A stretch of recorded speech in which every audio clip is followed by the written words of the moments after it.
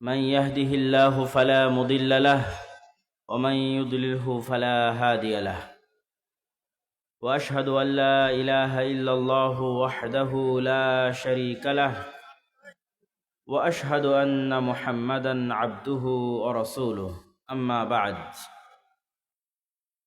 প্রশংসা আল্লাহর, সকলেই বলি আলহামদুলিল্লাহ।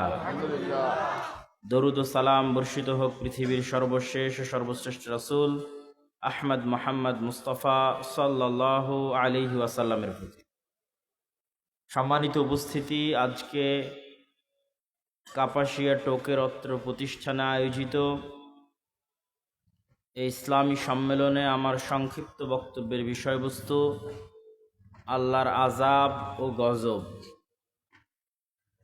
আল্লাহর আযাব ও গজবের উপর সংক্ষিপ্ত আলোচনা পেশ করার পর বক্তব্যের শেষের দিকে গিয়ে ইসলামের সামগ্রিক বিজয় কিভাবে সম্ভব এই বিষয়ে সংক্ষিপ্ত কয়েকটি পয়েন্ট তুলে ধরে আমার বক্তব্যের শেষের দিকে চলে যাব ইনশাআল্লাহুল আজিজ। আল্লাহ সুবহানাহু ওয়া তাআলার আযাব এবং গজব সম্পর্কে বলতে গিয়ে পবিত্র কোরআন থেকে ধারাবাহিক কয়েকটি আয়াত আপনাদের সামনে আমি তেলাওয়াত করব এবং অনুবাদ করব। আল্লাহ সুবহানাহু ওয়া তাআলা পবিত্র কোরআন মাজিদে বলেন, ওয়া কাআইয়্যিম মিন ক্বরিয়াতিন আতাত আন আমরি রাব্বিহা। এরকম কত শহরবাসী, কত গ্রামবাসী আল্লাহর আনুগত্য করতে অস্বীকার করেছে, ওয়া রুসুলিহি, এবং তার রাসূলের আনুগত্য করতে অস্বীকার করেছে। ফাহাসাবনাহা হিসাবান শাদীদা। সেই গ্রাম ও শহর ও এলাকাবাসীকে আমি আল্লাহ শক্তভাবে পাকড়াও করেছি। ওয়া আযাবনাহা আযাবান নুকরা। আর ওই গ্রাম ও শহরবাসীকে আমি কঠোর ও কঠিন শাস্তি দিয়েছি। ফাযাকাত ওয়াবালা আমরিহা। তারা তাদের কর্মফল দুনিয়াতেই ভোগ করেছে। ওয়া কানা আকিবাতু আমরিহা খুসরা। আর তাদের কর্মফল ক্ষতি ও লোকসান ছাড়া কিছুই নাই, লাভজনক কিছুই নাই। আর এক আয়াতে আল্লাহ সুবহানাহু ওয়া তাআলা বলেন, ওয়া কাম আহলাকনা মিন ক্বরিয়াতিন। আমি ইতিপূর্বে অসংখ্য অগণিত উন্নত শহর, উন্নত নগর ও উন্নত বন্দরকে ধ্বংস করে দিয়েছি। বাতিরাত মাঈশাতাহা। যে উন্নত নগর, বন্দর ও শহরের উন্নত লাইফ স্টাইল, উন্নত প্রযুক্তি ওই শহরবাসীকে অহংকারী বানিয়ে দিয়েছিল। তো সেই উন্নত বন্দর ও নগর, যেই উন্নত বন্দর ও নগরের অধিবাসীদেরকে সেই উন্নত বন্দর ও নগরের উন্নত লাইফ স্টাইল অহংকারী বানিয়ে দিয়েছিল, আমি আল্লাহ এমনভাবে ধ্বংস করে দিয়েছি যে ফাতিলকা মাসাকিনুহুম লাম তুসকান মিন বাদিহিম ইল্লা কালিলা। যে ওই উন্নত শহর পরবর্তীতে আর বসবাসেরই উপযুক্ত থাকেনি। আজকের পৃথিবীতে যদি আমরা উদাহরণ হিসেবে নেই, দুবাইকে উদাহরণ হিসেবে নিতে পারি, ঢাকার গুলশান, ধানমন্ডি, বনানীকে উদাহরণ হিসেবে নিতে পারি, সিঙ্গাপুরকে উদাহরণ হিসেবে নিতে পারি, নিউ ইয়র্ক, ওয়াশিংটন, লস অ্যাঞ্জেলসকে উদাহরণ হিসেবে নিতে পারি, যে আল্লাহ বলছেন আমি এরকম বহু উন্নত নগর ও বন্দর ধ্বংস করে দিয়েছি। যে উন্নত নগর ও বন্দরের উন্নত লাইফ স্টাইল তাদেরকে অহংকারী করে তুলেছিল, কিভাবে ধ্বংস করেছি? আর বসবাসের উপযুক্ত থাকে। আজকের দুবাই, যেখানে মানুষ একটা ফ্ল্যাট ক্রয়ের জন্য কোটি কোটি টাকা ব্যয় করে দিচ্ছে, এরকম পৃথিবীতে দুবাইয়ের চেয়ে উন্নত নগরী ছিল। কিভাবে আল্লাহ ধ্বংস করেছে? যে পরের দিন আর বসবাসের উপযুক্ত থাকে। এভাবে আল্লাহ সুবহানাহু ওয়া তাআলা অহংকারকে মাটিতে মিশিয়ে দিয়েছে। ওয়া কাম মিন ক্বরিয়াতিন আহলাকনাহা ফাজাআ বা'সুনা বায়াতান ওয়া হুম নাইমুন।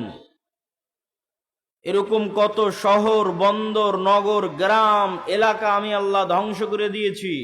তাদের উপর আমার আযাব পৌঁছেছে এমতো অবস্থায় যে তারা ঘুমন্ত, এমতো অবস্থায় যে তারা দুপুরের বিশ্রাম গ্রহণ করছে। আর এক আয়াতে আল্লাহ সুবহানাহু ওয়া তাআলা বলেন, ফাকুল্লান আখাযনা বিযামবিহি। আমি অতীতে যত নগর, বন্দর, শহর ধ্বংস করে দিয়েছি তার প্রত্যেকটা পাপের কারণে ধ্বংস করেছি। ফাকুল্লান আখাযনা বিযামবিহি। প্রত্যেকটা ধ্বংস করেছি পাপের কারণে। ফামিনহুম মান আরসালনা আলাইহি হাসিবা। কিছু নগর ও বন্দরকে ধ্বংস করেছি ঝড় ও বাতাস দিয়ে। অমিনহুম মান আখাযাতহু সায়হা, কিছু নগর ও বন্দরকে ধ্বংস করেছি বিকট আওয়াজ দিয়ে। অমিনহুম মান খাসাফনা বিহিল আরজ, কিছু শহর এলাকা গ্রাম ধ্বংস করেছি মাটিতে ধসিয়ে দিয়ে। অমিনহুম মান আগরাকনা, আর কাউকে কাউকে ধ্বংস করেছি পানিতে ডুবিয়ে। ওয়ামা কানাল্লাহু লিয়াজলিমাহুম, আর আল্লাহ যে এই সমস্ত জাতি সম্প্রদায় নগর ও বন্দর ধ্বংস করে দিলেন, তো আল্লাহ অত্যাচারী নয়। ওয়ালাকিন কানু আনফুসাহুম ইয়াজলিমুন, বরং তাদের নিজেদের অত্যাচারের কারণে আল্লাহ তাদেরকে ধ্বংস করে দিয়েছেন। সম্মানিত উপস্থিত, এই কয়েকটি আয়াত থেকে স্পষ্ট বোঝা গেল যে আল্লাহ সুবহানাহু ওয়া তাআলা আযাব ও গজব দেন, বিভিন্নভাবে, বিভিন্ন ধরনে, বিভিন্ন স্টাইলে দেন। এবার চলেন দেখি আল্লাহ সুবহানাহু ওয়া তাআলা পবিত্র কোরআন মাজিদে অতীতে ধ্বংস হয়ে যাওয়া কিছু সম্প্রদায়ের বিবরণ তুলে ধরেছেন। তার মধ্যে আমরা বেশি না, কয়েকটি সম্প্রদায়ের ধ্বংস হওয়ার বিবরণ আজকে আপনাদের সামনে তুলে ধরব। এক, কওমে নূহ, নূহ আলাইহিস সালাতু ওয়াস সালামের সম্প্রদায়ের ধ্বংস হওয়ার বিবরণ। আল্লাহ বলছেন, ওয়ালাকাদ আরসালনা নূহান ইলা কওমিহি, আমি নূহকে তার জাতির নিকটে পাঠিয়েছিলাম, আর নূহ বলেছিল, ইয়া কওমি ইবুদুল্লাহ মা লাকুম মিন ইলাহিন গায়রুহু, হে আমার জাতি, হে আমার সম্প্রদায়, আল্লাহর ইবাদত করো। আল্লাহ ব্যতীত ইবাদতের যোগ্য সত্যিকার কোনো মাবুদ, কোনো ইলাহ পৃথিবীতে নাই। আফালা তাত্তাকুন, তোমরা কি আল্লাহকে ভয় করো না? আল্লাহ সুবহানাহু ওয়া তাআলা অন্য আয়াতে বলেন, ওয়ালাকাদ আরসালনা নূহান ইলা কওমিহি, আমি নূহকে তার কওম, তার জাতি, তার সম্প্রদায়ের নিকট পাঠিয়েছিলাম। ফালাবিথা ফীহিম আলফা সানাহ ইল্লা 50, নূহ তাদের মধ্যে দাওয়াতি কাজ করেছে 50 কম 1000 বছর। নূহ তাদের মধ্যে দাওয়াতি কাজ করেছে আলফা সানাহ 1000 বছর, ইল্লা 50 50 বাদে, তথা 950 বছর দাওয়াতি কাজ করেছে। ফাখাযাহুমুত তুফান, অতঃপর আল্লাহর আযাব এবং আল্লাহর গজব তাদেরকে ঘিরে ধরেছে। কিভাবে আল্লাহর আযাব এবং গজব ঘিরে ধরলো তার বর্ণনা আল্লাহ সুবহানাহু ওয়া তাআলা পবিত্র কোরআন মাজিদে দিচ্ছেন। যখনই নূহ আলাইহিস সালাতু ওয়াস সালাম তাদেরকে দাওয়াত দিতেন, তখনই বলতেন, যদি তোমরা আমার এই কথা না শ্রবণ করো, আল্লাহর গজবের শিকার হবে তোমরা। তো 950 বছর একই কথা শুনেছে একটা গ্রামের মানুষ, একই কথা শুনেছে একটা এলাকার মানুষ, একটা অঞ্চলের মানুষ, কাপাসিয়ার মানুষ, গাজীপুরের মানুষ, 950 বছর। তো শুনতে শুনতে বিরক্ত হয়ে গেছে। বিরক্ত হয়ে নূহ আলাইহিস সালাতু ওয়াস সালামের সম্প্রদায় বলছে, ইয়া নূহ কদ জাদালতানা ফাআকসারতা জিদালানা, নূহ অনেক জ্বালিয়েছ, বলে নাউজুবিল্লাহ, অনেক ডিস্টার্ব দিয়েছ, অনেক ঝগড়া করেছ, অনেক দাওয়াত দিয়েছ। ফাতিনা বিমা তাইদুনা, তুমি যে বারবার ভয় দেখাতে যে আল্লাহর আযাব আসবে, ফাতিনা বিমা তাইদুনা, ওই আযাবটা নিয়ে আসো, বলে নাউজুবিল্লাহ। অনেক জ্বালিয়েছো, অনেক ডিস্টার্ব দিয়েছো, আল্লাহর যে আযাব ও গজবের ভয় দেখাতে, ফাতিনা বিমা তাইদুনা, সে আযাব এবং সেই গজব নিয়ে আসো। ইন কুনতা মিনাস সাদিকিন, যদি তুমি সত্যবাদীদের অন্তর্ভুক্ত হয়ে থাকো। এবার আল্লাহ সুবহানাহু ওয়া তাআলা বর্ণনা দিচ্ছেন নূহ আলাইহিস সালাতু ওয়াস সালামের সম্প্রদায়কে ধ্বংস করার বর্ণনা। ওয়াসনাইল ফুলকা বিআয়ুনিনা, আমি নূহকে বললাম, তুমি আমাদের চোখের সামনে, আমাদের সামনে তুমি নৌকা তৈরি করো। ওয়াসনাউল ফুলক ওয়া কুল্লামা মাররা আলাইহি মালাউম মিন কওমিহি সাখিরু মিন, নূহ নৌকা বানানো শুরু করলো। যখনই তার সম্প্রদায়ের লোকজন নৌকার পাশ দিয়ে অতিক্রম করতো, সাখিরু মিন, তখন নূহকে নিয়ে হাসি ঠাট্টা করত। আল্লাহ উত্তরে বলছেন, ফাইন্না নাসখারু মিনকুম কামা তাসখারুন, আজকে তোমরা নূহকে নিয়ে যেমন হাসি ঠাট্টা করছো, আমি আল্লাহ তোমাদেরকে নিয়েও হাসি ঠাট্টা করবো। ফাসাউফা তা'লামুন মান ইয়াতিহি আযাবুন ইউখজিহ, সেই দিন তোমরা বুঝতে পারবে আল্লাহর আযাব কিভাবে আসে, আল্লাহর আযাব কাকে বলে। আমি নূহকে আদেশ দিলাম, কুল নাহমিল ফিহা মিন কুল্লি যাওজাইন, যে পৃথিবীতে যত জাতি গোত্র আছে প্রত্যেক জাতি গোত্র থেকে এক জোড়া প্রাণী উঠিয়ে নাও। আর যারা ঈমান আনয়ন করেছে, ওমান আমানা, তাদেরকে উঠিয়ে নাও। ওমা আমানা মাআহু ইল্লা কালিল, তবে নূহের সাথে অল্প সংখ্যক মানুষ ঈমান আনয়ন করেছে।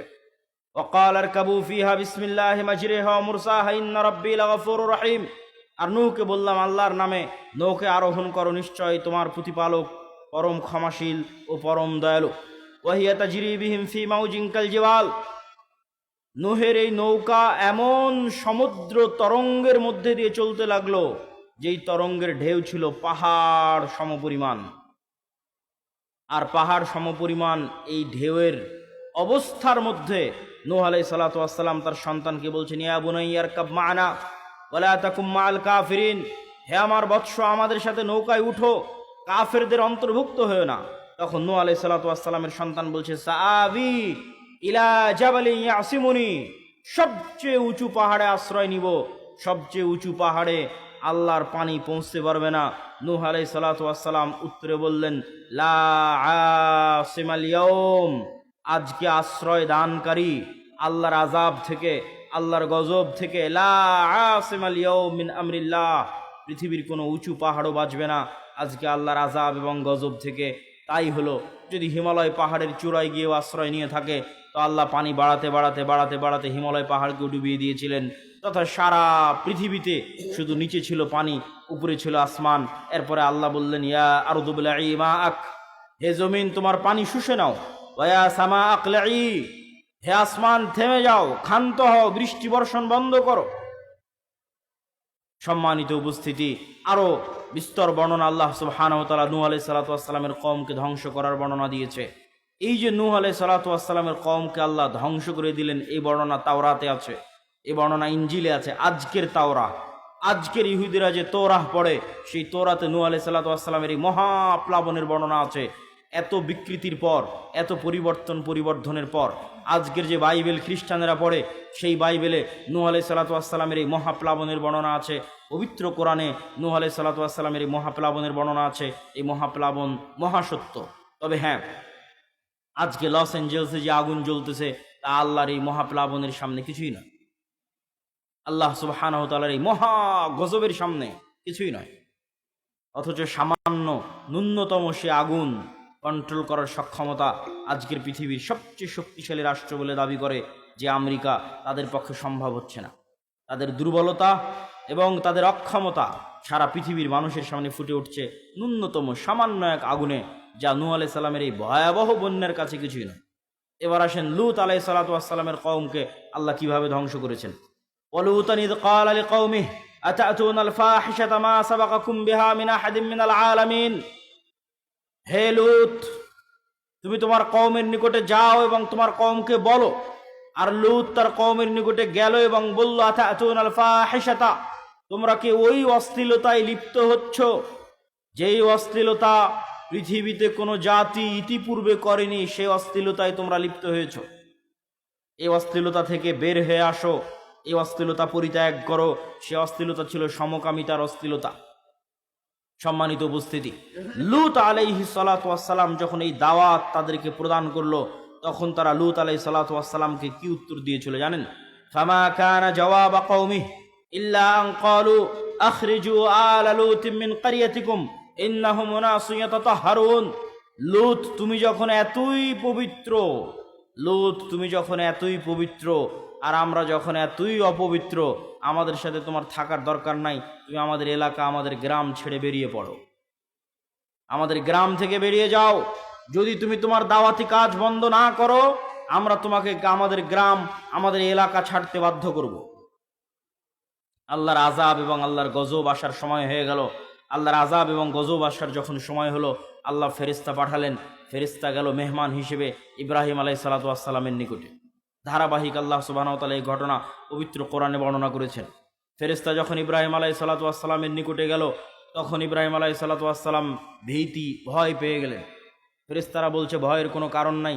ইন্না নুবাশশিরুকা বিগুলামিন, আমরা আপনাকে এক সৎ সুসন্তানের সুসংবাদ দিতে এসেছি আর ধ্বংসের বার্তা নিয়ে এসেছি কওমে লূতের জন্য। ইব্রাহিম আলাইহিস সালাতু ওয়াস সালাম আশ্চর্য হয়ে বললেন, সেখানে যে লূত আছে, তোমরা ধ্বংসের বার্তা নিয়ে এসেছো কওমে লূতের জন্য, কিন্তু সেখানে যে লূত আছে আলাইহিস সালাতু ওয়াস সালাম, তখন ফেরেশতারা বললেন, তাকে উদ্ধার করে নেওয়া হবে, তাকে বাঁচিয়ে নেওয়া হবে। এই ফেরেশতা দলই মেহমান হিসেবে লূত আলাইহিস সালাতু ওয়াস সালামের নিকটে গিয়ে উপস্থিত হলো। লূত আলাইহিস সালাতু ওয়াস সালাম প্রথমে বুঝতে পারেননি যে তারা আল্লাহ সুবহানাহু ওয়া তাআলার মেহমান, তারা আল্লাহ সুবহানাহু ওয়া তাআলার ফেরেশতা, এটা তিনি বুঝতে পারেননি। তো ফেরেশতাগণ যখন লূত আলাইহিস সালাতু ওয়াস সালামের দরবারে গেছে, তখন সুন্দর, সুদর্শন, কিশোর, যুবক বয়সের, পূর্ব মুহূর্তের বয়সের আকৃতি ধারণ করে গেছে। তৎকালীন বিশ্বের তৎকালীন সেই জাতির জঘন্য লোলুপ দৃষ্টি তখন এই ফেরেশতাদের উপর পড়ে এবং তারা লূত আলাইহিস সালাতু ওয়াস সালামের নিকটে চায় যে তুমি তাদেরকে আমাদের হাতে উঠিয়ে দাও। তখন লূত আলাইহিস সালাতু ওয়াস সালাম বলেন, আলাইসা মিনকুম রাজুলুর রশীদ, তোমাদের মধ্যে কি একজনও পবিত্র মানুষ নাই? হায় আফসোস, তোমাদের মধ্যে একজনও কি পবিত্র মানুষ নাই? আমি ইলা রুকনিন শাদীদ, আমি মহা শক্তিশালী আল্লাহর আশ্রয় প্রার্থনা করছি তোমাদের সামনে, তোমাদের মাধ্যমে আজ আমার মেহমানেরা অপমানিত হবে, এই অপমান হওয়া থেকে আমি আল্লাহর দরবারে আশ্রয় প্রার্থনা করছি। যখন লূত আলাইহিস সালাতু ওয়াস সালামকে এরকম চিন্তিত দেখলেন ফেরেশতারা, তখন ফেরেশতারা বললেন, ইয়া লূত ইন্না রাসূলু রাব্বিক, আরে আমরা তো আপনার প্রতিপালকের পক্ষ থেকে পাঠানো ফেরেশতা। লা ইয়াসিলু ইলাইক, এরা আপনার এবং আমাদের কোনো ক্ষতি করতে পারবে না। ফাআসরি বিআহলিক বিকিতইম মিনাল লাইল, রাত শেষ হওয়ার পূর্বেই আপনার পরিবার নিয়ে, মুমিনদের নিয়ে এই এলাকা ত্যাগ করেন। ফাসরি বিআহলিক বিকিতইম মিনাল লাইল, রাত শেষ হওয়ার পূর্বে এই এলাকা ত্যাগ করেন। ওয়ালা ইয়ালতাফিত মিনকুম আহাদ, আপনাদের মধ্যে কেউ যেন পিছন ফিরে না তাকায়। ইল্লা ইমরাতাক, তবে আপনার স্ত্রীকে সাথে নিয়ে যেতে পারবেন না। মুসিবুহা মা আসাবাহুম, আল্লাহর গজবের শিকার সেও হবে। ইন্না মাউইদাহুমুস সুবহ, আপনার এই জাতির ধ্বংস হওয়ার সময় সকাল। আলাইসা সুবহু বিকরিব, সকাল কি অতি নিকটে নয়? অতএব সকাল হওয়ার পূর্বে এই এলাকা ত্যাগ করেন। লূত আলাইহিস সালাতু ওয়াস সালাম সকাল হওয়ার পূর্বেই তড়িঘড়ি করে এলাকা ত্যাগ করলেন, তার স্ত্রী থেকে গেল। আল্লাহ সুবহানাহু ওয়া তাআলা কোরআন মাজিদে বর্ণনা করছেন, ফালাম্মা জা আমরুনা জাআলনা আলিয়াহা সাফিলাহা, যখন লূত ওই শহর ওই এলাকা ত্যাগ করলো, তখন আমি আল্লাহ ওই শহরের উপর সাইড করে দিলাম নিচে, আর নিচের সাইড করে দিলাম উপরে। জাআলনা আলিয়াহা সাফিলাহা, পুরো শহরকে উল্টিয়ে দিলাম। ওয়ামতারনা আলাইহা হিজারাতাম মিন সিজ্জিল মামদুদ, আর আসমান থেকে বর্ষণ করতে লাগলাম আগুনের পাথর। পুরো শহরকে উল্টিয়ে দিলাম আর আসমান থেকে বর্ষণ করতে লাগলাম অগ্নি পাথর বৃষ্টি।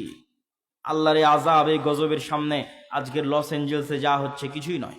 আল্লাহ সুবহানাহু ওয়া তাআলা লূত আলাইহিস সালাতু ওয়াস সালামের কওমকে যে ভয়ঙ্কর আযাব ও গজব দিয়ে ধ্বংস করে দিয়েছেন, সেই ভয়ঙ্কর আযাব ও গজবের সামনে আল্লাহর সেই শক্তিশালী মহান আল্লাহ সুবহানাহু ওয়া তাআলার সেই ভয়ঙ্কর আযাব ও গজবের সামনে আজকের আমেরিকার লস এঞ্জেলসে যা চলতেছে তা ন্যূনতম, তা অতি সামান্য, তা অতি নগণ্য। চলেন আল্লাহ সুবহানাহু ওয়া তাআলা তারপরের জাতির ধ্বংসের বর্ণনা দিচ্ছেন, তা হচ্ছে আদ জাতি। এগুলো প্রত্যেকটা আল্লাহ কোরআনে বর্ণনা দিয়েছে, আর আমি শুধু কোরআনের আয়াত করছি আর অনুবাদ করছি। ওয়াইলা আদিন আখাহুম হুদ, আদ জাতির নিকটে নবী করে পাঠিয়েছি হুদ আলাইহিস সালাতু ওয়াস সালামকে। ক্বালা ইয়া কওমি ইবুদুল্লাহ মা লাকুম মিন ইলাহিন গায়রুহ, হুদ তার জাতিকে লক্ষ্য উদ্দেশ্য করে বলল, হে আমার কওম, আল্লাহর ইবাদত করো। মা লাকুম মিন ইলাহিন গায়রুহ, আল্লাহ ব্যতীত পৃথিবীতে ইবাদতের যোগ্য কেউ নাই। আফালা তাত্তাকুন, তোমরা কি আল্লাহকে ভয় করো না? যদি তোমরা আল্লাহ ব্যতীত অন্য কারো ইবাদত করো অথবা আল্লাহর ইবাদতকে মেনে না নেও, তাহলে আল্লাহর গজবের তোমরা শিকার হবে। ইন্নী আখাফু আলাইকুম আযাবা ইয়াউমিন আযীম, আমি ভয় পাচ্ছি যে আল্লাহর আযাব এবং আল্লাহর গজব তোমাদেরকে ঘিরে ধরবে। তো নূহ আলাইহিস সালাতু ওয়াস সালামের কওম আর লূত আলাইহিস সালাতু ওয়াস সালামের কওমের চেয়ে আদ জাতি ছিল বিপরীত, ব্যতিক্রম। কি বিপরীত, কি ব্যতিক্রম?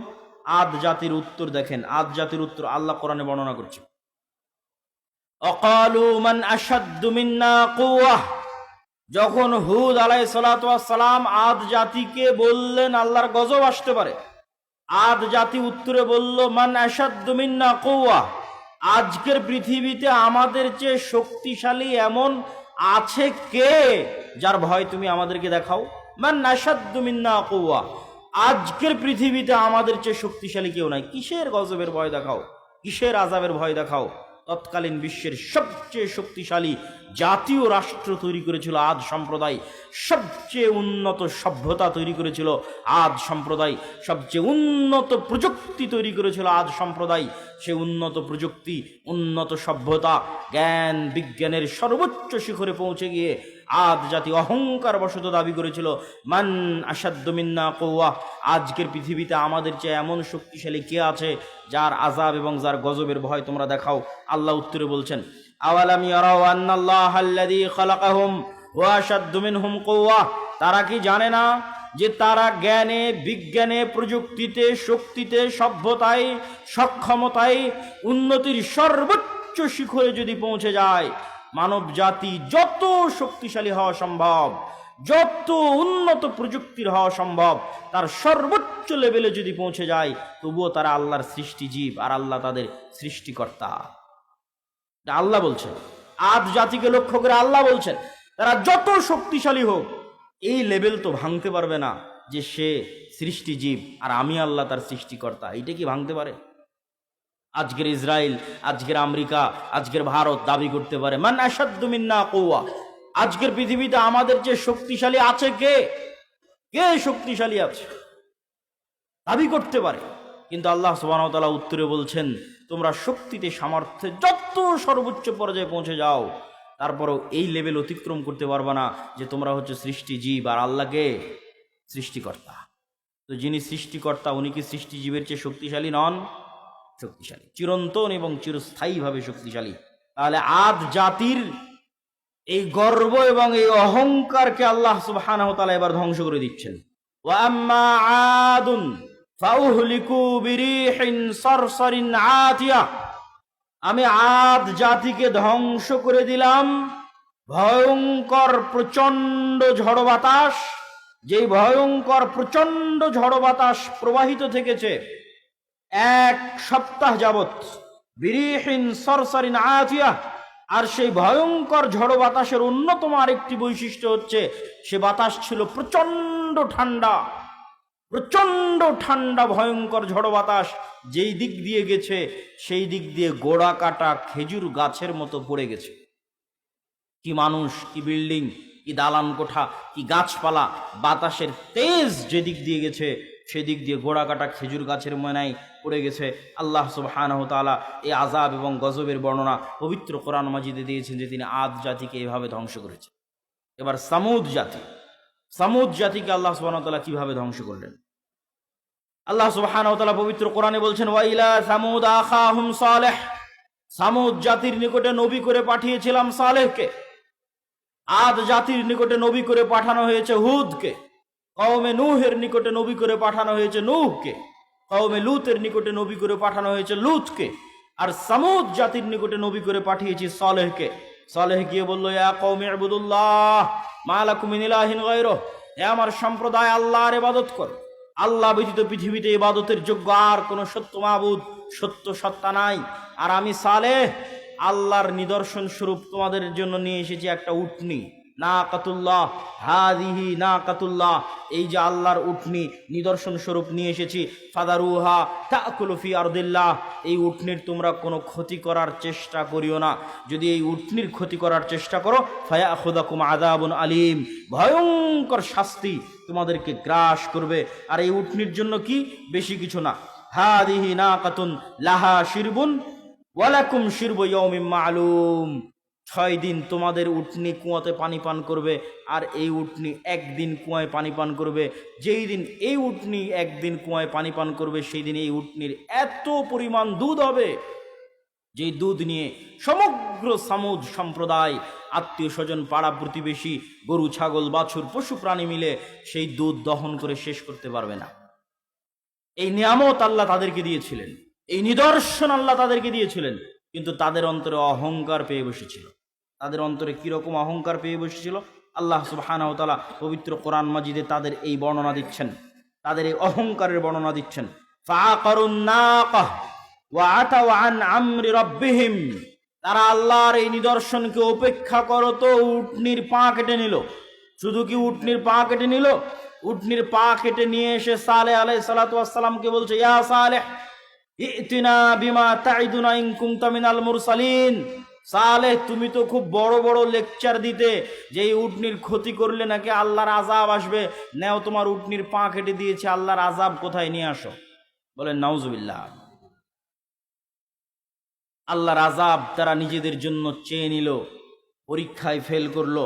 এবার আল্লাহ সুবহানাহু ওয়া তাআলা তাদের আযাবের বর্ণনা দিচ্ছেন পবিত্র কোরআন মাজিদে, যে আল্লাহ সুবহানাহু ওয়া তাআলা তাদেরকে কিভাবে ধ্বংস করেছেন। আল্লাহ সুবহানাহু ওয়া তাআলা তাদেরকে ধ্বংসের বর্ণনা দিতে গিয়ে বলেন, ফাআখাযাতহুমুর রাজফাহ ফাআসবাহু ফি দারিহিম জাসিমিন। আমি সামুদ সম্প্রদায়কে ধ্বংস করেছি বিকট আওয়াজ দিয়ে। কি ভয়ঙ্কর বিকট আওয়াজ! এমন ভয়ঙ্কর বিকট আওয়াজ যে ফাআখাযাতহুমুর রাজফাহ, এমন ভয়ঙ্কর বিকট আওয়াজ যে ফাসবাহু ফি দারিহিম জাসিমিন, যে যে অবস্থায় ছিল ওই অবস্থায় থেকে গেছে, কিন্তু মারা গেছে।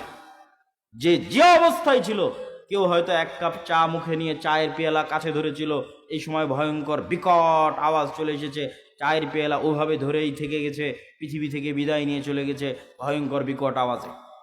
কেউ হয়তো দৌড়াচ্ছিল, দৌড়ানো অবস্থায় থেকে গেছে, কেউ বসা ছিল, বসা অবস্থায় থেকে গেছে। যে যে অবস্থায় ছিল, লা তাতাহাররাকুল আজসাদ, পুরো একটা জাতি একদিনে, এক সেকেন্ডে, এক বিকট আওয়াজে স্থির অবস্থায় পৃথিবী থেকে ধ্বংস হয়ে গেছে। আল্লাহ বর্ণনা দিচ্ছেন পবিত্র কোরআন মাজিদে এই সামুদ জাতির ধ্বংসের বর্ণনা। আদ জাতির ধ্বংসের বর্ণনার সাথে আজকের আমেরিকার লস এঞ্জেলসে যা চলতেছে কিছুই না, ন্যূনতম, অতি নগণ্য। অথচ এই অতি নগণ্য, অতি দুর্বল আল্লাহর শাস্তি, আল্লাহর আযাব বর্তমান পৃথিবীর সবচেয়ে শক্তিশালী রাষ্ট্র ট্যাকেল দিতে পারছে না। যদি নূহ আলাইহিস সালাতু ওয়াস সালামের মতো আযাব আসে, যদি কওমে লূতের মতো আযাব আসে, যদি আদ জাতির মতো আযাব আসে, যদি সামুদ জাতির মতো আযাব আসে, তাহলে আল্লাহ সুবহানাহু ওয়া তাআলার আযাব এবং এই শাস্তি থেকে বাঁচতে পারবে এরকম কোন শহর, বন্দর, নগর পৃথিবীতে নাই। এবং এটার চ্যালেঞ্জ আল্লাহ পবিত্র কোরআন মাজিদে দিয়েছেন। আল্লাহ বলছেন, আফা আমিনা আহলুল কুরা আইয়াতিয়াহুম বাসুনা বায়াতাও ওয়া হুম নাইমুন। শহর ও গ্রামবাসী, বন্দরবাসী কি নিজেকে নিরাপদ মনে করে নিয়েছে যে আর আল্লাহর আযাব আসবে না? এখন অত্যাধুনিক প্রযুক্তি, তাই বৃষ্টি কখন হবে জানা যায়, ঝড় কখন হবে জানা যায়, ভূমিকম্প কখন হবে জানা যায়। সকল আশ্রয় কেন্দ্র আছে, পুনর্বাসন কেন্দ্র আছে, ফায়ার সার্ভিস আছে। এরকম উন্নত প্রযুক্তির যুগে, কম্পিউটার, মোবাইল, বিজ্ঞান, ক্যামেরার যুগে, ওয়েবসাইট, গুগল, সবকিছুর যুগে, চ্যাট জিপিটির যুগে মানুষ কি মনে করে নিয়েছে যে আল্লাহর আযাব আর আসবে না? আফা আমিনা আহলুল কুরা ইয়াতিয়াহুম বাসুনা বায়াতাও ওয়া হুম নাইমুন। শহর, বন্দর, নগরবাসী, পৃথিবীর উন্নত থেকে উন্নত শহরবাসী, New York, Washington, London, Dubai, Singapore, ঢাকার মানুষ কি মনে করে নিয়েছে আল্লাহর আযাব আসবে না? এমতো অবস্থায় যে তারা ঘুমন্ত, এমতো অবস্থায় যে তারা দুপুরের পর বিশ্রাম নিচ্ছে, এমতো অবস্থায় যে তারা খেল তামাশায় মত্ত, এমতো অবস্থায় তাদের কাছে আল্লাহর আযাব আসবে না, এই নিশ্চিত, এই গ্যারেন্টি, এই নিশ্চয়তা তাদেরকে কে দিল? সম্মানিত উপস্থিতি, আল্লাহ সুবহানাহু ওয়া তাআলা পবিত্র কোরআন মাজিদের এই সারমর্ম, এই সামারি বলার মাধ্যমে আপনাদের সামনে এতটুকুই, বক্তব্যের এই প্রথম অংশে এতটুকু তুলে ধরতে চেয়েছি যে আল্লাহর আযাব এবং আল্লাহর গজব থেকে পৃথিবীতে কেউ মুক্ত নয়, আল্লাহর আযাব এবং গজবের ভয়ে থাকতে হবে। বক্তব্যের দ্বিতীয় অংশ হচ্ছে ইসলামের সামগ্রিক বিজয় কিভাবে সম্ভব। ইসলামের সামগ্রিক বিজয় কিভাবে সম্ভব, এই পয়েন্টে বাংলাদেশের প্রায় সব জায়গায়, সব ইউনিভার্সিটি, কলেজ, যেখানে যেখানে যাওয়ার সুযোগ হচ্ছে, সম্ভব হচ্ছে, সেখানে আলোচনা তুলে ধরছি। আপনাদের কাছেও তুলে ধরা দরকার, কেননা আমাদের মধ্যে অনেক মানুষ মনে করছে যে হ্যাঁ, গণতান্ত্রিক নির্বাচনের মাধ্যমে আমি রাষ্ট্র ক্ষমতায় ইসলাম প্রতিষ্ঠা করব। আবার কেউ মনে করছে যে না, এইভাবে ওইভাবে রাষ্ট্র ক্ষমতায় ইসলাম প্রতিষ্ঠিত হবে। আসলে রাষ্ট্রে ইসলাম প্রতিষ্ঠিত হওয়া বলতে কি বুঝায়, এই জিনিসটা আগে আমাকে এবং আপনাকে বুঝতে হবে। রাসূলুল্লাহ সাল্লাল্লাহু আলাইহি ওয়াসাল্লাম এক হাদিসে বলছেন, কিয়ামতের পূর্ব মুহূর্তের নিকটবর্তীর বর্ণনা দিতে গিয়ে বলছেন, লা তাকুমুস সাআহ হাত্তা ইয়ানজিলা ঈসা ইবনে মারইয়াম। কিয়ামত ততক্ষণ পর্যন্ত হবে না যতক্ষণ না মারিয়ামের সন্তান ঈসা পৃথিবীতে নেমে না আসে। আর মারিয়ামের সন্তান ঈসা পৃথিবীতে নেমে এসে কি করবে জানো?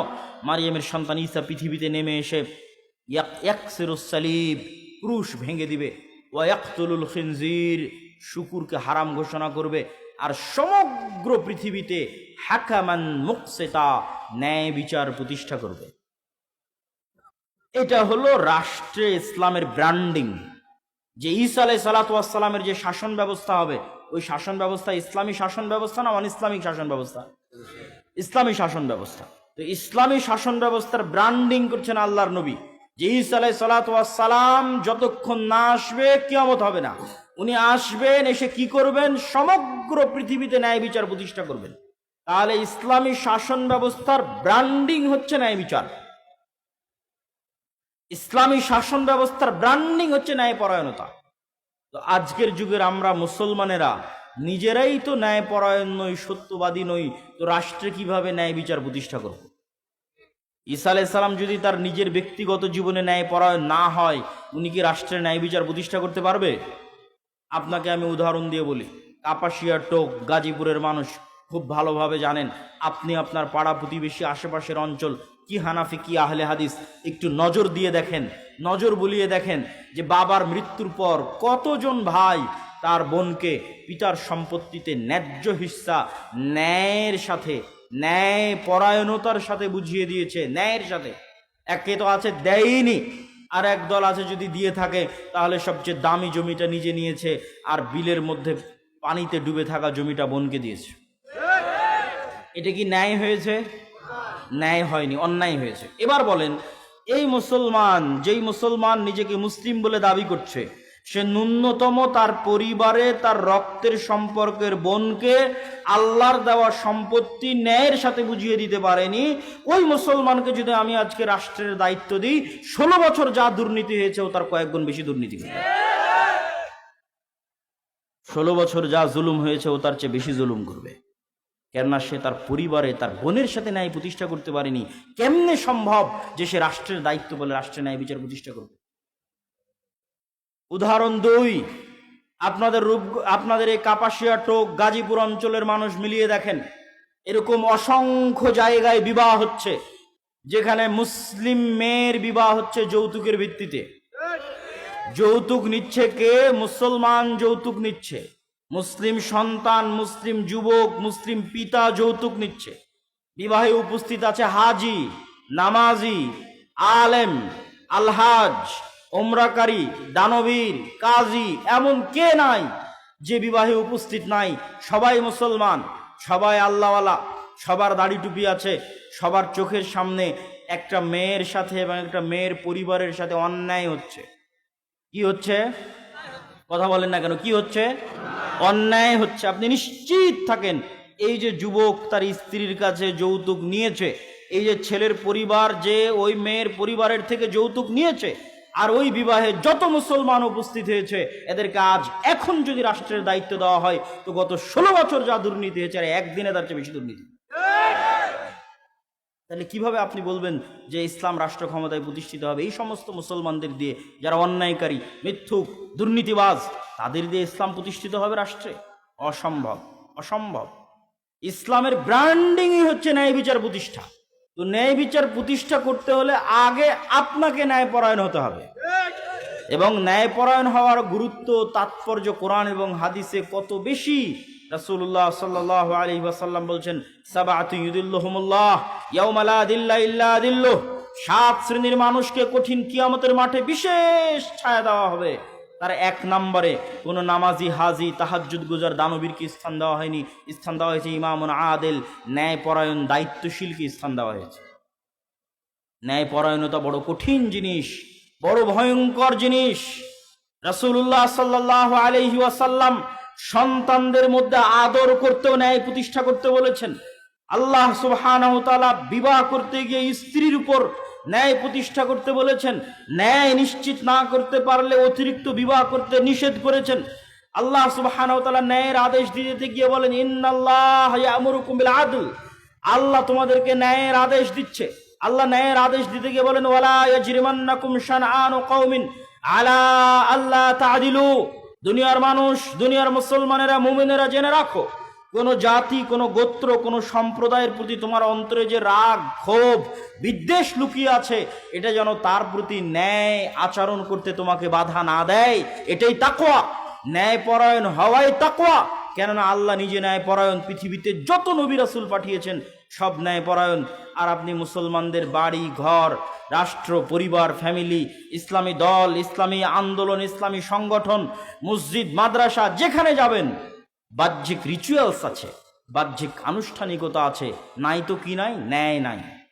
ইসলামী দলের আমির ওই কর্মীকেই পদ দিয়ে রেখেছে যে বেশি চামচামি করে, আর ওই কর্মীকে দল থেকে বের করে দিয়েছে যে বেশি কর্মঠ হয়ে কাজ করে।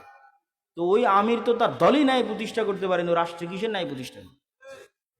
মাদ্রাসার পরিচালক, মসজিদের সভাপতি, তার মসজিদের ইমাম, মুয়াজ্জিন, খাদেম, মাদ্রাসার স্টাফ, দায়িত্বশীল, তাদের প্রতি ন্যায় প্রতিষ্ঠা করতে পারেনি, তো রাষ্ট্রে কিসের ন্যায় প্রতিষ্ঠা? নামাজ আছে, বাহ্যিক আনুষ্ঠানিকতা আছে, কিন্তু নেতা হওয়া যায় না এগুলো দিয়ে। নেতা হতে হলে ন্যায়পরায়ণতা লাগে, নেতা হতে হলে সত্যবাদিতা লাগে। আজকের মুসলমানদের চারিত্রিক অধপতন, মিথ্যা এবং অন্যায়ের দিক থেকে মুসলমানদের চারিত্রিক অধপতন আজ থেকে 1400 বছর পূর্বের মক্কার কাফের মুশরিক কুরাইশদের চাইতে নিম্ন অবস্থায় আছে। আমি বাড়িয়ে বলিনি, দলিল সহ বলতেছি, আজকের মুসলমানদের ব্যক্তিত্ব আবু সুফিয়ান, কাফের মুশরিক অবস্থায় আবু সুফিয়ানের যে ব্যক্তিত্ব ছিল তার চেয়ে নিকৃষ্ট অবস্থায় আছে। আজকের মুসলমানদের ব্যক্তিত্ব আল্লাহর নবীর চাচা আবু তালেবের কাফের মুশরিক অবস্থায় যে ব্যক্তিত্ব, যে শখসিয়া, যে পার্সোনালিটি, যে ন্যায়পরায়ণতা, যে সত্যবাদিতার উপর প্রতিষ্ঠিত ছিল তার চেয়ে নিম্ন অবস্থায় আছে। আবু সুফিয়ান যখন কাফের অবস্থায়, তখন বাদশাহ হিরাক্লিয়াস আবু সুফিয়ানকে জিজ্ঞেস করছে জেরুজালেমে বসে, জেরুজালেমে আবু সুফিয়ানকে জিজ্ঞেস করা হচ্ছে, বাদশাহ হিরাক্লিয়াস জিজ্ঞেস করছে, না কোনো ফোন আছে, না কোনো ক্যামেরা আছে, না কোনো লাইভ আছে, না কোনো রেকর্ডার আছে, আর আবু সুফিয়ানকে জিজ্ঞেস করা হচ্ছে তার চিরশত্রু সম্পর্কে। অথচ আবু সুফিয়ান একটা কথা তার শত্রু মুহাম্মদ সাল্লাল্লাহু আলাইহি ওয়াসাল্লাম সম্পর্কে মিথ্যা কথা সেই দিন বাদশাহ হিরাক্লিয়াসের দরবারে দাঁড়িয়ে বলেনি। আজকে আপনি আপনার বাংলাদেশের যে কোনো রাজনৈতিক নেতাকে তার বিপরীত রাজনৈতিক দলের নেতা সম্পর্কে জিজ্ঞেস করে দেখেন, যা বলবে 16 আনাই মিথ্যা। কেননা এই গণতান্ত্রিক রাজনীতি টিকেই আছে মিথ্যার উপর। এখানে মিথ্যুক না হলে আপনি রাজনীতি করতে পারবেন না, আর মিথ্যুক কখনো নেতা হতে পারে না। নেতৃত্বের গুণ মুসলমানদের ওখানেই হারিয়ে গেছে। আমেরিকা, ইউরোপ গিয়ে দেখেন মুসলমানেরা কাফের মুশরিকের কাছে মিথ্যা বলছে 2 টাকা বেশি পাওয়ার জন্য, মিথ্যার উপর প্রতিষ্ঠিত হয়ে আছে। রূপগঞ্জের মানুষকে দেখেছি গত নির্বাচনের সময় যে সব এমপির কাছ থেকে টাকা নিয়ে বলেছে তাকে ভোট দিবে। মিথ্যুক। মুসলমানদের বেসিক যে গুণ, সেই গুণ তারা হারিয়ে ফেলেছে। কেমনে তারা নেতা হবে, কেমনে তারা কল্পনা করে যে ইসলামকে তারা রাষ্ট্র ক্ষমতায় প্রতিষ্ঠিত করবে, কেমনে, কোন দিক থেকে, কোন সেন্সে? রাসূলুল্লাহ সাল্লাল্লাহু আলাইহি ওয়াসাল্লাম বলেন, সালাসুন মান কুন্না ফিহি, 3টে বৈশিষ্ট্য যার মধ্যে থাকবে সে মুনাফিকান খালিসা, খাঁটি মুনাফিক। ইজা হাদ্দাসা কাযাবা, কথা বললে মিথ্যা বলে, ওয়াদা করলে ভঙ্গ করে, আর দায়িত্ব দেওয়া হলে দায়িত্বের খেয়ানত করে। যখন দায়িত্ব দেওয়া হয় সেই দায়িত্বের খেয়ানত করে, সব হচ্ছে মুনাফিক। আপনি কত ওসি, ডিসি, এসপি, মন্ত্রী, মিনিস্টার, এসিলেন্ট, সাব রেজিস্ট্রার নেবেন যারা নামাজি, আল্লাহওয়ালা, হাজি, কিন্তু সে যে পদে দায়িত্ব পালন করছে ওই দায়িত্বের সাথে খেয়ানত করতেছে। কিন্তু আমরা তাদেরকে বুঝাতে পারিনি ইসলাম কি। বুঝাতে না পারার কারণে মানুষ বলে যে আমি প্রশ্ন ফাঁসের টাকা আল্লাহর রাস্তায় দান করব। কেমনে বলে? এটা আমাদের ব্যর্থতা। আমরা যারা দায়ী, আলেম, ওলামা, তাদের ব্যর্থতা। একজন এসিল্যান্ড, একজন সাব রেজিস্ট্রার তার দায়িত্বের জায়গায় খেয়ানত করে কেমনে কল্পনা করে যে ওই দায়িত্বের খেয়ানতের মাধ্যমে যে অর্থ উপার্জন করেছে সেই অর্থ আল্লাহ রাস্তায় দান করে সে জান্নাতে যাবে। অথচ আল্লাহর নবী বলে গেছে সে মুনাফিক। কি বলে গেছে? মুনাফিক। দায়িত্ব দেওয়া হয়েছে, দায়িত্ব পালন আমানতের সাথে পালন করেনি, মুনাফিক। তো মুনাফিক মুসলিমের নামাজ দিয়ে কি হবে? মুনাফিক মুসলিমের হজ, ওমরা, দান দিয়ে কি হবে? তাকে আল্লাহ কখনো নেতা বানাবেন না। কেননা এই ধরনের মানুষ গোলাম হওয়ার জন্য পৃথিবীতে এসেছে, আজীবন গোলাম থাকবে। এই জন্য রাসূলুল্লাহ সাল্লাল্লাহু আলাইহি ওয়াসাল্লাম মুসলমানদের যেন সেলফ রেসপেক্ট ঠিক থাকে, মুসলমানদের যেন আত্মমর্যাদা, আত্মসম্মান ঠিক থাকে।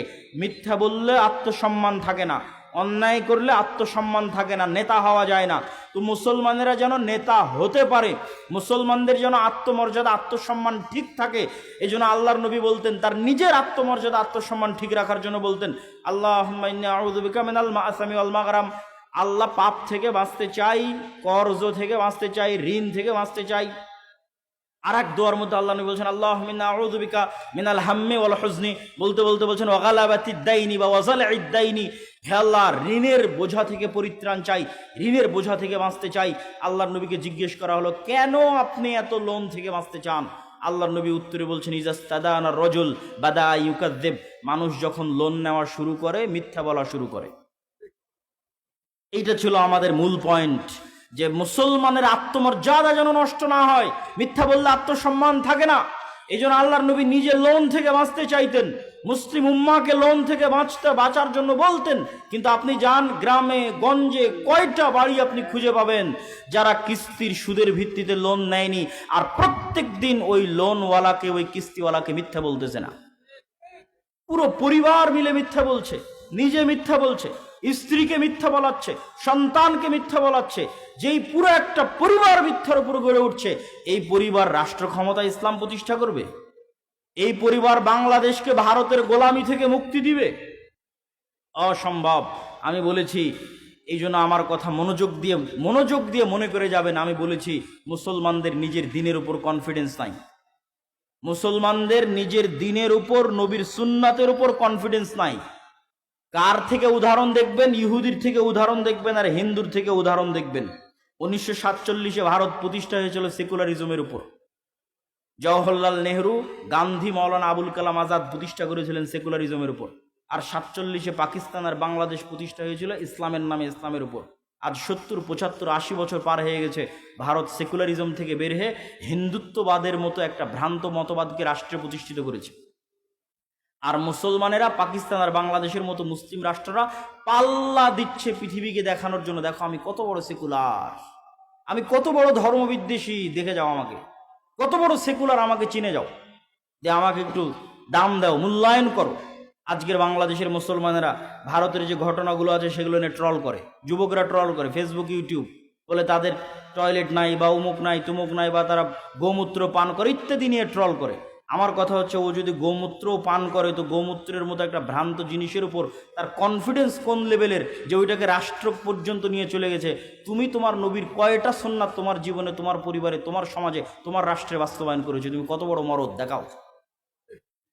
হিন্দুরা মরদ, ভারতের হিন্দুরা মরদ, তাই হিন্দুত্ববাদকে রাষ্ট্রে প্রতিষ্ঠিত করেছে। তুমি কোন লজ্জায় তাকে নিয়ে ট্রল করো? তুমি যদি তাকে নিয়ে ট্রল করতে চাও, তো তোমার নবীর সুন্নাতকে তোমার জীবনে বাস্তবায়ন করে দেখাও, যে হ্যাঁ আমি পুরুষ, আমি কাপুরুষ না, আমি সাহসী বীর পুরুষ, আমারও আমার নবীর দিনের সুন্নাতের উপর কনফিডেন্স আছে, আত্মবিশ্বাস আছে। লন্ডন শহরে জরিপ চালান, কয়টা ইহুদির মুখে দাঁড়িয়ে আছে আর কয়টা মুসলমানের মুখে দাঁড়িয়ে আছে। মুসলমানের তার নবীর সুন্নাতের উপর আত্মবিশ্বাস কতটুকু, আর ইহুদির তার নবীর সুন্নাতের উপর আত্মবিশ্বাস কতটুকু, জরিপ চালান। আত্মবিশ্বাস বিক্রি করে দিয়ে, আত্মমর্যাদা বিক্রি করে দিয়ে কখনো আপনি মুক্তি পাবেন না, গোলামি থেকে মুক্তি পাবেন না। আপনাকে নিজের নবীর সুন্নাতের উপর কঠোর থেকে কঠোর আস্থাভাজন হতে হবে, আত্মবিশ্বাসী হতে হবে, দৃঢ় সংকল্প হতে হবে, ন্যায়পরায়ণ হতে হবে, সত্যবাদী হতে হবে, তবে আপনি নেতা হতে পারবেন। অটোমেটিক আপনার মতো মানুষকে দিয়ে আল্লাহ রাষ্ট্র ক্ষমতা ইসলাম প্রতিষ্ঠা করে দিবে, জোর করা লাগবে না, আল্লাহর দয়ায় প্রতিষ্ঠিত হয়ে যাবেন।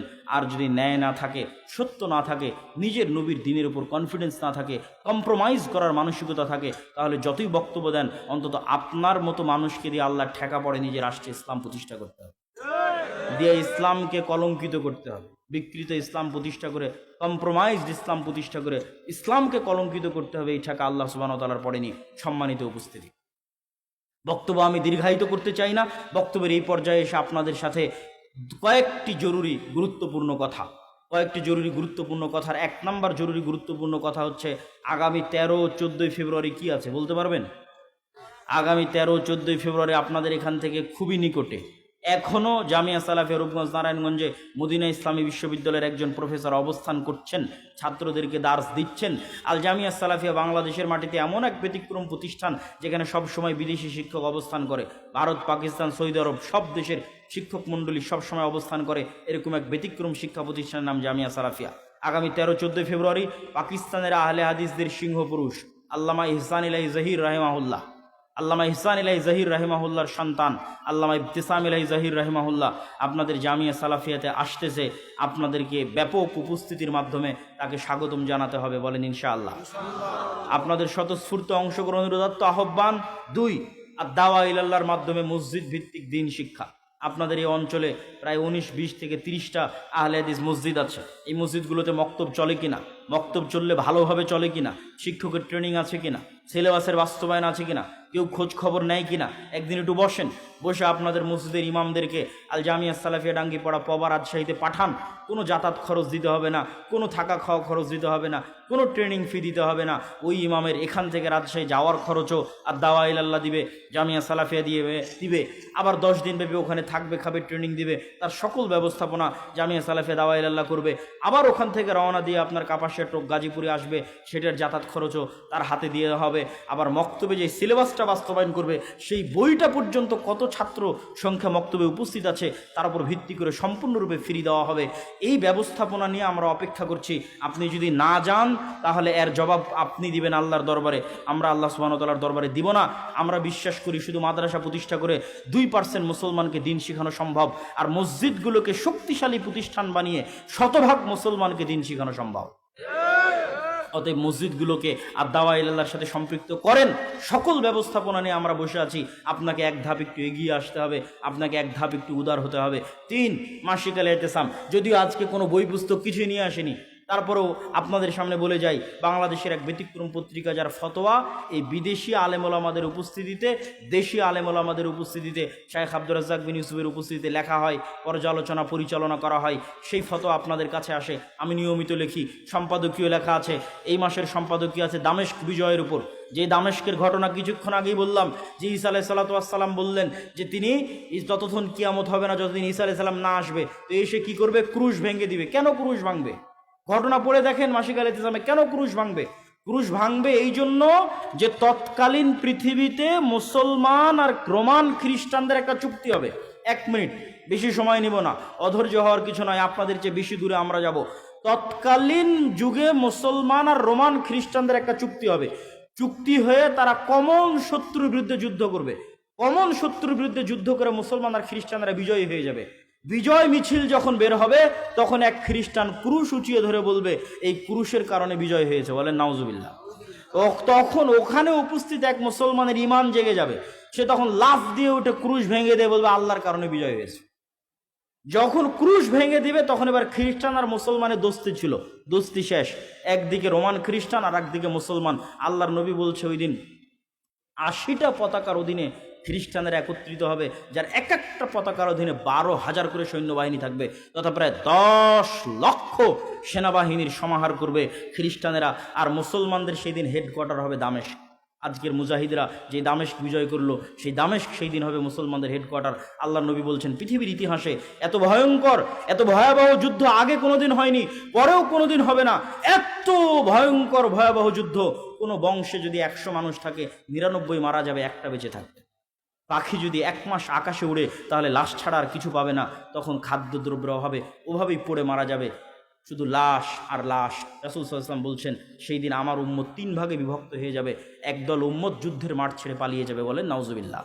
যারা যুদ্ধের মাঠ থেকে পালিয়ে যাবে তাদের তওবা আর কোনোদিন কবুল করা হবে না। অন্য তওবার, অন্য গুনাহের ক্ষমা আছে, কিন্তু ওই যুদ্ধের মাঠ থেকে যারা পালাবে ওদের ক্ষমা নেই। 2, আরেক দল শহীদ হয়ে যাবে, এরা পৃথিবীর সর্বশ্রেষ্ঠ শহীদ, আল্লাহু আকবার।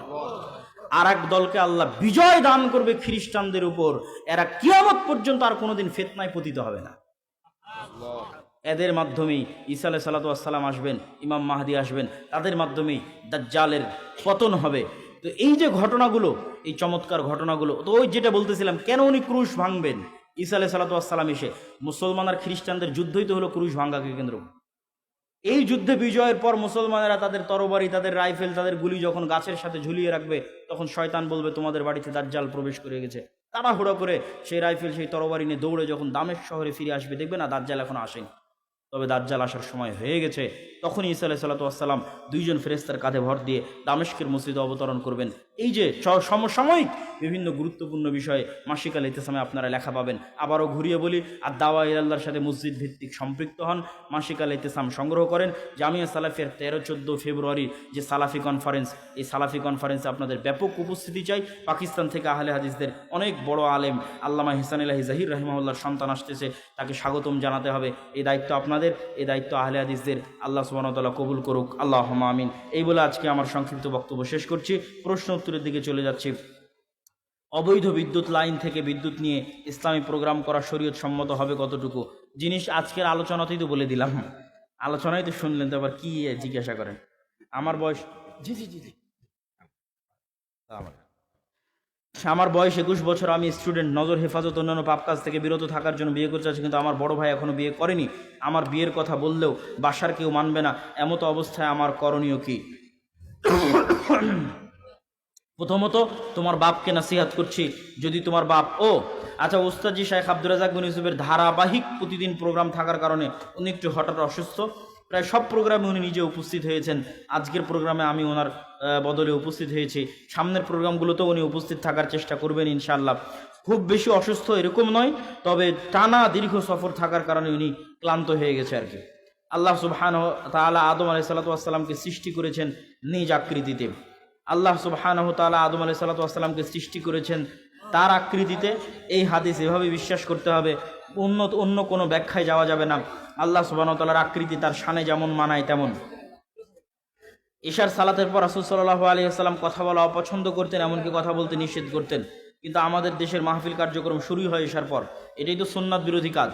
আমরা সুন্নাতের আলোচনা করছি সুন্নাত বিরোধী কাজ করে। এই হচ্ছে আমাদের ইমানের অবস্থা। দিনের বেলা প্রোগ্রাম আয়োজন করতে হবে, এশার আগে প্রোগ্রাম শেষ করতে হবে। আমরা জানি যে সম্মিলিত মোনাজাত বেদাত, এটা কি সব ক্ষেত্রে নাকি? যে ক্ষেত্রগুলোতে কোরআন এবং হাদিস দ্বারা প্রমাণিত সেগুলোতে নয়, যেমন ইস্তেসকার সালাতের ক্ষেত্রে প্রমাণিত এরকম।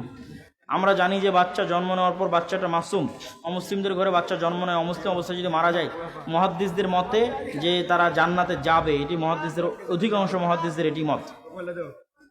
অথবা আল্লাহ তাদের আলাদা কোনো পরীক্ষারও ব্যবস্থা করতে পারে।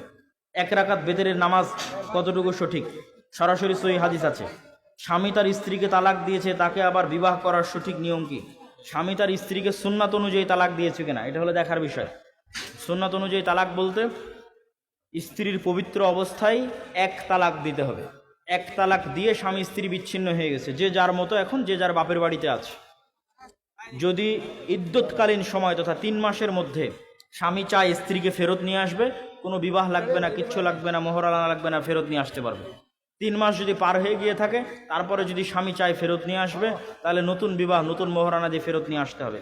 আর এইভাবে প্রত্যেক পবিত্র অবস্থায় 1টা করে তালাক দিতে দিতে যদি 3 তালাক হয়ে যায়, যে 1 পবিত্র অবস্থার সমান 1 তালাক, 2 পবিত্র অবস্থার সমান 2 তালাক, 3 পবিত্র অবস্থার সমান 3 তালাক, এভাবে যদি 3 তালাক হয়ে যায়, তাহলে স্ত্রী চিরস্থায়ী হারাম। স্ত্রীকে ফেরত পাওয়ার আর কোনো রাস্তা পৃথিবীতে নাই। আমরা সঠিক নামাজ কোন বই থেকে শিখতে পারবো? অনেক বই আছে। আপনাদের শ্রদ্ধেয় শাইখ শাইখ আব্দুর রাজ্জাক বিন ইউসুফের একটা বই আছে, রাসূলুল্লাহ সালাত বনাম বুজারুল সালাত। রমজান মাসে রাতের বেলায় স্ত্রী সহবাস করা যাবে কি? রাতের বেলায় যাবে। শাইখ স্বামী স্ত্রীর কি সব উল্টাপাল্টা প্রশ্ন। মৃত ব্যক্তির নামে ইফতারে মানুষকে দাওয়াত করে খাওয়ানো যাবে কি না? মৃত ব্যক্তির নামে যে সমস্ত আয়োজন আমাদের দেশে হয়, বেশিরভাগই ভুয়া, ভ্রান্ত, বেদাতি আয়োজন। সর্বোচ্চ এতটুকু করতে পারেন, এতিমখানায় খাবারের ব্যবস্থা করতে পারেন। স্বাভাবিক মানুষজন যারা গরিব মিসকিন নয়, তাদের সবকে ডেকে দাওয়াত দেওয়া, এগুলো কুসংস্কার। কেউ অভিভাবক ছাড়া বিয়ে করে সংসার করলে সেখানে তার সন্তান হওয়ার পর যদি অনুতপ্ত হয়, কোনো কাফফারা নাই, আবার নতুন করে বিয়ে করতে হবে। 15ই শাবান রাতে কি আমল করব? পুরো শাবান মাস শুধু সিয়ামই রাখবেন, আর স্বাভাবিক আল্লাহর নিকটে ইবাদত, স্বাভাবিক অন্য রাতে যা করেন তাই করবেন। 15ই শাবানের জন্য আলাদা বিশেষ কোনো ইবাদত নাই। সারা শাবান মাস সিয়াম রাখবেন, শেষের দিকে যে বাদ দিবেন। তায়াম্মুম করা যাবে যদি রোগের আশঙ্কা থাকে, মৃত্যুর আশঙ্কা থাকে। আমরা জানি কাউকে ইফতার করানো সওয়াবের কাজ, কিন্তু ইফতারের নামে ইফতার পার্টি নিয়ে যদি রাজনীতি হয়, ইফতার পার্টি নিয়ে যদি অপসংস্কৃতি ছড়ানো হয়, তাহলে এগুলো হলো সেকুলারিজম, দ্বীনে ইলাহি, বাদশাহ আকবরের মতো। আর যদি সত্যিকারের নিয়াতে মুফতি সিয়াম পালনকারীকে ইফতারি করানো হয়, নেকির কাজ।